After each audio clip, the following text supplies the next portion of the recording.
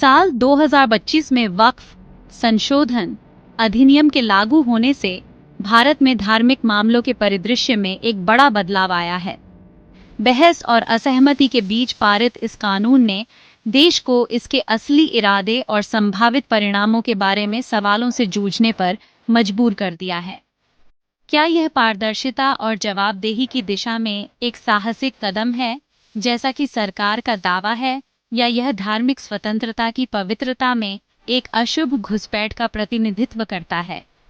वक्फ की सदियों पुरानी संस्था में संशोधन करने वाले इस कानून ने शासन और आस्था के बीच नाजुक संतुलन के बारे में जोरदार चर्चा छेड़ दी है।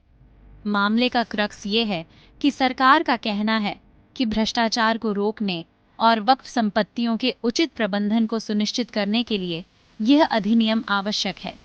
हालांकि मुस्लिम समुदाय के भीतर कई लोग इसे अपनी धार्मिक स्वायत्तता का उल्लंघन मानते हैं, जिससे दुरुपयोग की संभावना और विश्वास के क्षरण के बारे में चिंताएं पैदा होती हैं। इस कानून के पारित होने से निस्संदेह भारत में धार्मिक स्वतंत्रता के भविष्य के बारे में सवालों का पिटारा खुल गया है। जैसे जैसे हम इस मुद्दे की जटिलताओं में गहराई से उतरते हैं, हमें सावधानी से चलना चाहिए। सभी पक्षों के तर्कों की संवेदनशीलता और निष्पक्षता के साथ जांच करनी चाहिए।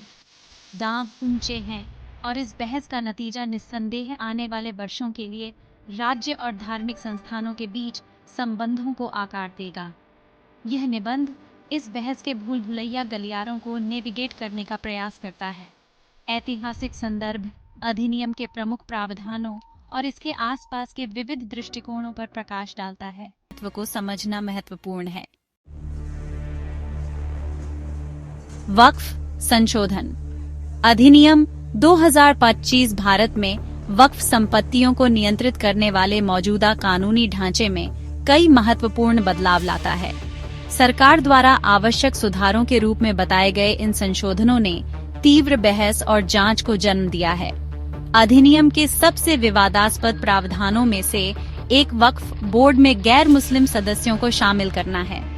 वक्फ संपत्तियों के प्रशासन और प्रबंधन के लिए जिम्मेदार ये बोर्ड पारंपरिक रूप से केवल मुसलमानों से बने होते हैं।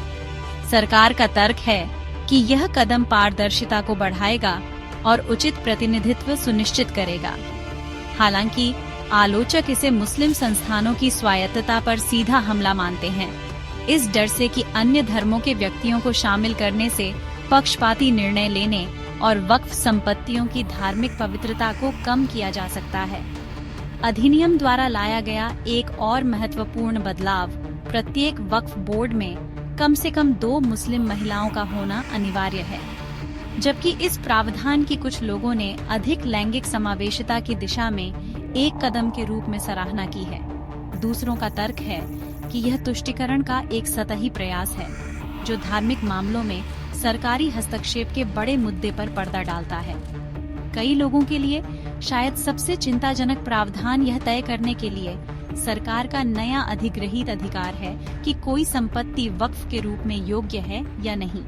इसने मुस्लिम समुदाय के भीतर खतरे की घंटी बजा दी है, जिन्हें डर है कि इस शक्ति का दुरुपयोग मूल्यवान वक्फ संपत्तियों पर नियंत्रण जब्त करने या राजनीतिक उद्देश्यों के आधार पर विशिष्ट संस्थानों को निशाना बनाने के लिए किया जा सकता है।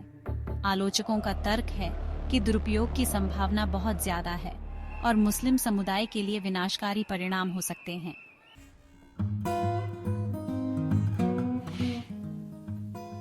सर, पारदर्शिता और जवाबदेही जैसे एक कामकाजी लोकतंत्र की आधारशिला है।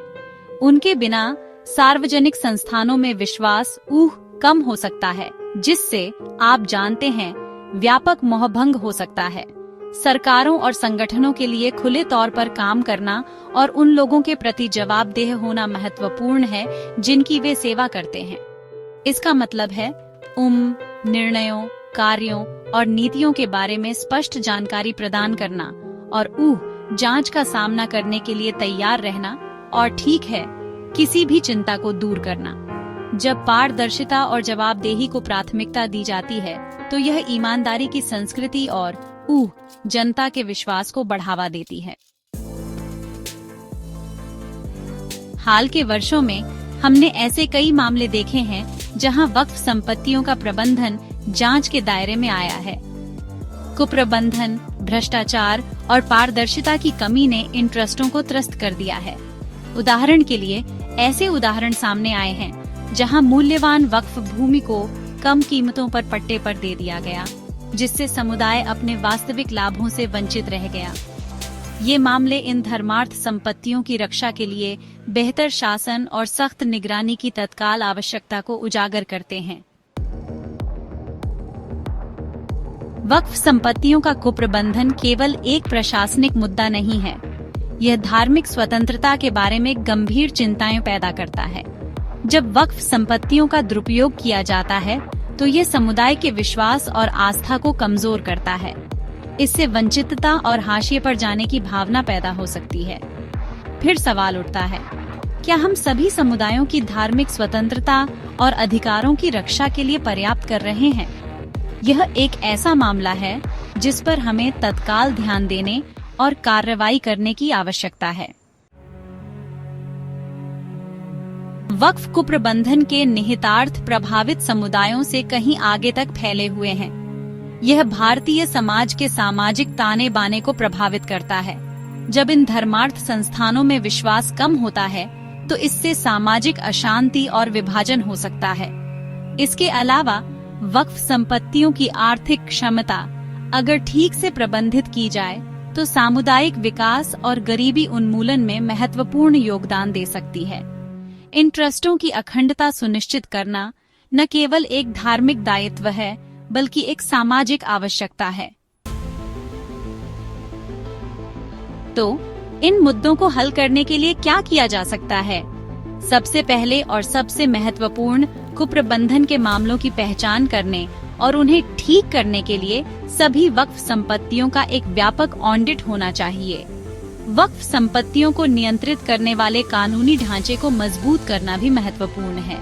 इसमें भ्रष्टाचार और कुप्रबंधन के लिए कड़ी सजा शामिल है। इसके अतिरिक्त इन परिसंपत्तियों के प्रबंधन में सामुदायिक भागीदारी और पारदर्शिता विश्वास बहाल करने में बहुत मदद कर सकती है। अंततः वक्फ संपत्तियों की रक्षा करना न्याय को बनाए रखने, धार्मिक स्वतंत्रता सुनिश्चित करने और सामाजिक सद्भाव को बढ़ावा देने के बारे में है।